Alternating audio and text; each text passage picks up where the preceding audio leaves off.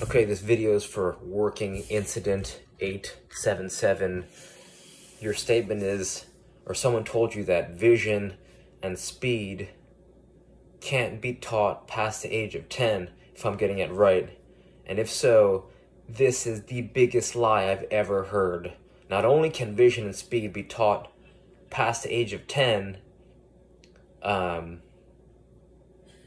it's just not true. Like, there was a scientist who was working on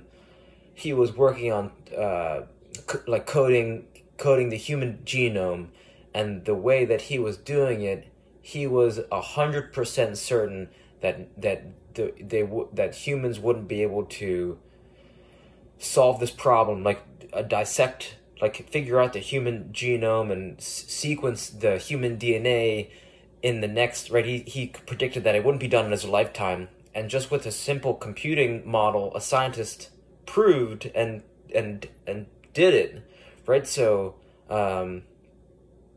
just think about those two statements practically for 1 second, right? Let's think about speed. Speed is a byproduct of force production, so kind of, I guess you could call it strength, right? So how much your legs can generate force, which comes back down to physics and gravity.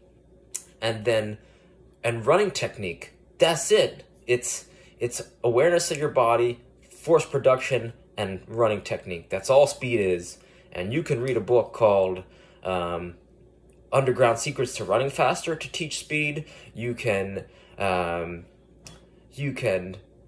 use David Weck's method using propulsors, using RMT ropes to improve speed.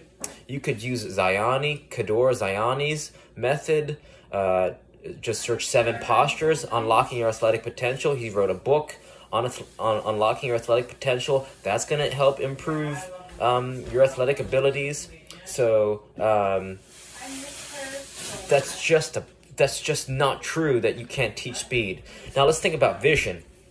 Vision is a combination of a few things. I think vision is, first, understanding where you should be approximately on the field when you're defending, and then on the field when you're attacking. Because now you know where to go, and once you know where to go, then you could break those rules. So that's just positioning. And once you understand positioning, then it's ball mastery, right? So it's ball mastery, having the awareness of where the ball is so that you can start to get your head up, connect passes, and then it's learning the ability to scan the field, right? You got to see around you and actually take in, and right, people always talk about Messi. He's always scanning.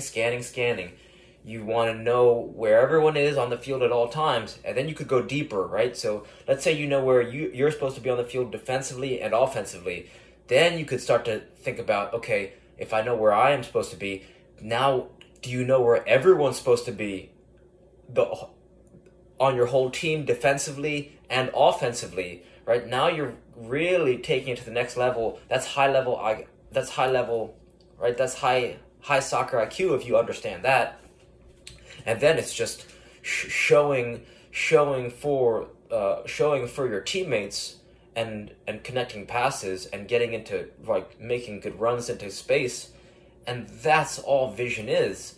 I mean, and that can be taught past 10. That's just a ridiculous statement, right? Players are on a spectrum of how well, it's not black and white. Do you have players who, and then you have different coaches who expect different things from players, and some coaches, can articulate these things. Some coaches can articulate where you're supposed to be defensively, offensively. They can show a lineup, but they can't, and they'll do things, they'll scream at their players because they're not in the right places, but the coaches can't even say effectively where they're supposed to be. So that's more of a poor coaching aspect, not a vision or speed issue. So I just strongly disagree with that statement that you can't teach vision or speed past the age of 10. I think that's a ridiculous statement, and the fact that this coach was a son of a pro player or whatever kind of speaks to his lack of true deep understanding and awareness of those two things. I mean, just think about it. It's not true. It's really not true. You know, I'm 10 years past.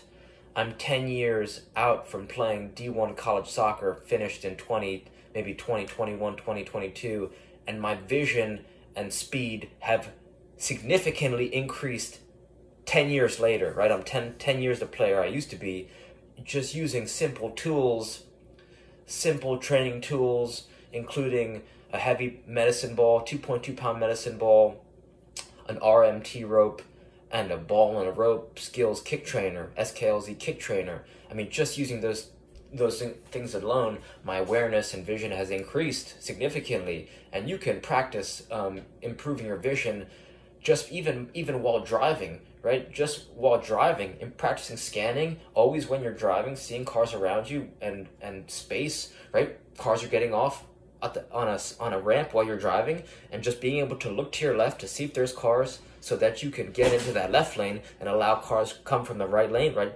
That's awareness. Same thing if you're just walking on the street in the city or in crowded areas, just being aware of people and movement. Same thing in video games, right? Video games, Call of Duty, Halo, shooters, right? All those things train vision and awareness. So disagree, right? That's just not true. Speed's easy. You can train speed.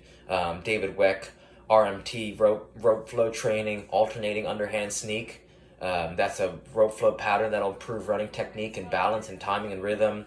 Louis Simmons, just search Louis Simmons, how to increase sprinting. He's going to suggest sled work, box squats, and deadlifting. And then underground secrets to running faster, improving speed. You could use torture twist. Those are for torture twist ab exercise. That's something you could do every day to increase speed. So, right, and those are just a few ways, right? There's infinite ways to improve speed. So, one more time, I do not agree with that statement. But and I just gave you a whole bunch of resources to check out, some rabbit holes you could go down and see for yourself, and just think about it practically. Does that make sense? So I think you'll be the better judge. But those are just my 2 cents, and reach out with any questions. All right, thank you.